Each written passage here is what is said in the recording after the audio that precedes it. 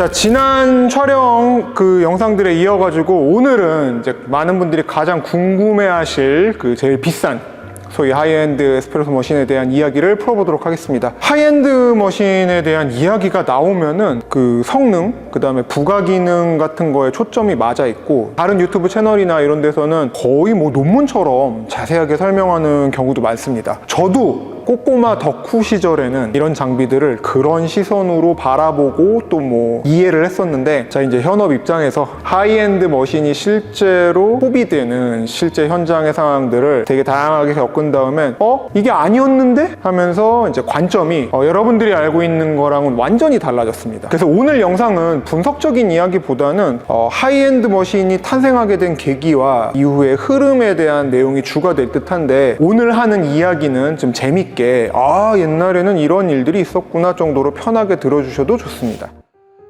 어떤 분야든 하이엔드라는 수식어가 붙는 제품들은 성능, 디자인, 뭐 기타 기능 등에서 정점을 찍은 최상품들이고, 이걸 또 다른 말로 한다라고 하면 제일 비싼 제품들입니다. 제일 비싸니까 성능, 기능, 뭐 디자인, 소재 이런 게 다 좋아야 되는 건 너무나 당연한 거고요. 여기에 한 가지 여러분들이 잘 모르시는 거에 대해서 얘기를 한다라고 하면은 제품에 대한 동경 같은 무형의 이미지가 부여됩니다. 이러한 이미지는 제조사가 마케팅을 통해서 임의로 부여하는 경우도 있지만, 소비자들에 의해서 자발적으로 만들어지는 경우도 있습니다. 여러분들이 떠올리는 뭐 시네소, 라마르조크, 슬레이어, 키스반도 웨스턴 같은 제품들은 사용자들의 어떤 동경의 이미지가 자발적으로 만들어진 경우에 더 가깝다고 할 수 있거든요. 하이엔드 머신들의 세일즈 포인트는 이미지입니다. 기본적으로 성능, 디자인, 뭐 이런 요소들은 다 비슷비슷해요. 이게 자동차로 치면은 독삼사 브랜드도 있지 않습니까? 벤츠, BMW, 아우디, 뭐 어떤 게 더 좋다라고 우열을 가리기 힘들잖아요. 자동차 동호회 가가지고 셋 중에 뭐가 좋아요? 그러면 싸움 나잖아요. 하지만 현재 한국에서는 벤츠의 선호도가 일단 가장 높습니다. 그리고 아우디의 선호도가 가장 낮습니다. 해외, 월드와이드하게 본다라고 하면은 아우디가 벤츠보다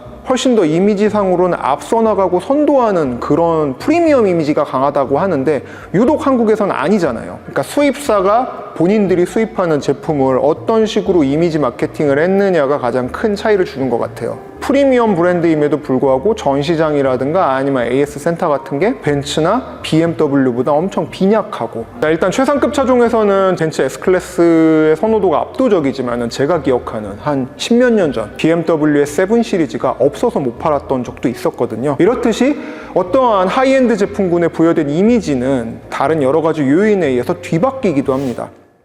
스페셜티 커피 시장 출범하기 이전에는 하이엔드 머신이라는 개념 자체는 없거나 그 의미가 지금하고 많이 달랐어요. 그 시절에는 일단 에스프레소 머신은 전부 이탈리아 머신들만 있었고, 비싼 머신하고 저렴한 머신으로 나뉘는 정도밖에 안 됐었습니다. 그리고 비싼 머신은 되게 독특하고 화려한 디자인을 선보였지, 이게 기능적으로 되게 우월하고 뛰어나서 뭐 하이엔드다라고 하는 경우는 좀 없거나, 있어도 그게 어떤 포인트가 아니었었습니다. 어쨌든 그 이탈리아 프리미엄이라는 포인트를 제일 잘 활용한 것이 하워드 슐츠 시절의 스타벅스였었고요. 스타벅스가 이제 처음 전 세계적으로 뻗어나가던 시절은 전부 그 스타벅스 매장에는 리네아가 설치가 돼 있었고요. 이 시절에 리네아는 물량을 감당하기 위해서 이탈리아가 아니라 시애틀 공장에서 대량으로 만들어졌었습니다. 그러다가 이제 스타벅스가 엄청나게 커졌잖아요. 그러니까 이제 얘들도 반자동 머신인 이제 라마르조크 리네아를 이제 더 이상 도입을 중단을 하고, 그 마스트레나라고 불리는 전자동 커피 머신으로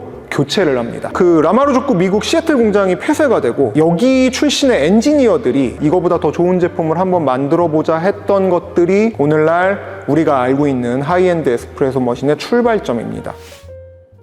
자, 당시 스타벅스에서 사용되던 리네아는 3년을 사용하면은 폐기 처분하고 새로운 머신으로 교체가 되도록 돼 있었습니다. 근데 리네아는 3년 써가지고는 절대 고장이 안 나요. 폐기되어야 될 머신들이 시장에 대량으로 풀렸고, 이 제품들을 바탕으로 이제 양덕 특유의 기질들이 가미돼서 새로운 에스프레소 머신들이 탄생하게 되는데, 시장에 가장 먼저 나왔던 제품이 제 기억이 맞다라고 하면은 신혜소입니다. 지금도 그렇지만은 그 당시 신혜소의 가장 큰 장점은 온도 유지였었고요. 기존에는 스팀을 작동할 때 여기 있는 뭐 조그만 다이얼을 돌린다라든가 아니면은 똑딱이 스위치를 사용을 했었거든요. 레버 형식으로 빼는 디자인을 채용한 것은 엄청나게 획기적이었었습니다.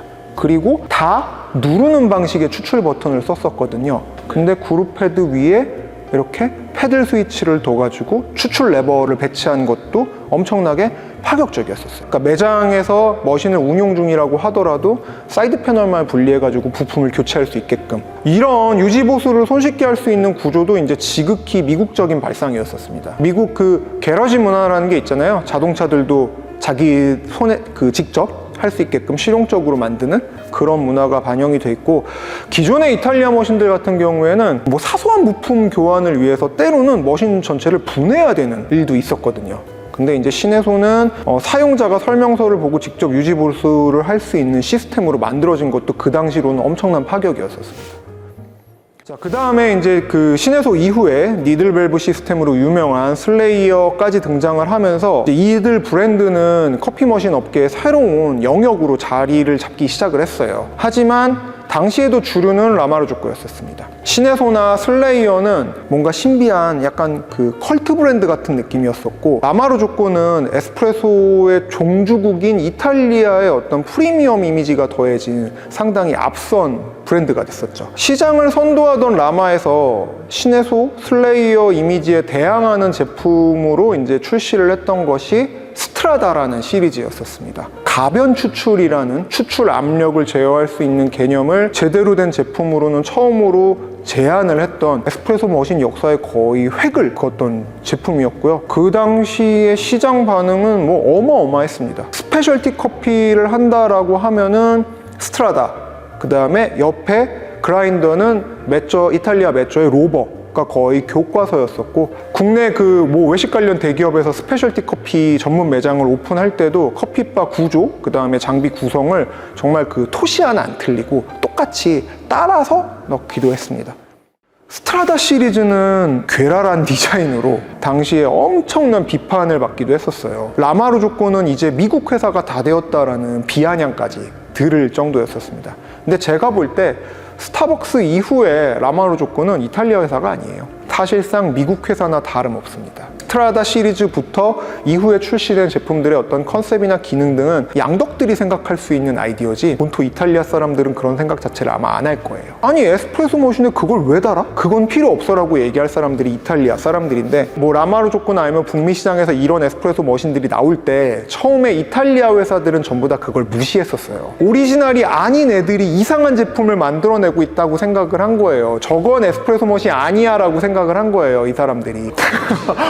진짜 그렇게 돼버린 셈이에요. 커피는 우리가 원조지라는 생각이 강하잖아요. 아메리칸들이 마시는 커피 시장에서나 조금 그렇게 될 거라고 생각했던 게 전 세계 커피 시장을 다 휩쓸어 버렸잖아요. 뒤늦게 이탈리아의 네임드 회사들도 대항마들을 출시를 하긴 하는데 하나같이 다 빛을 못 봤죠. 이 스트라다 시리즈의 열풍은 생각보다 되게 빨리 사그라들었습니다. 이유가 뭐냐 하면은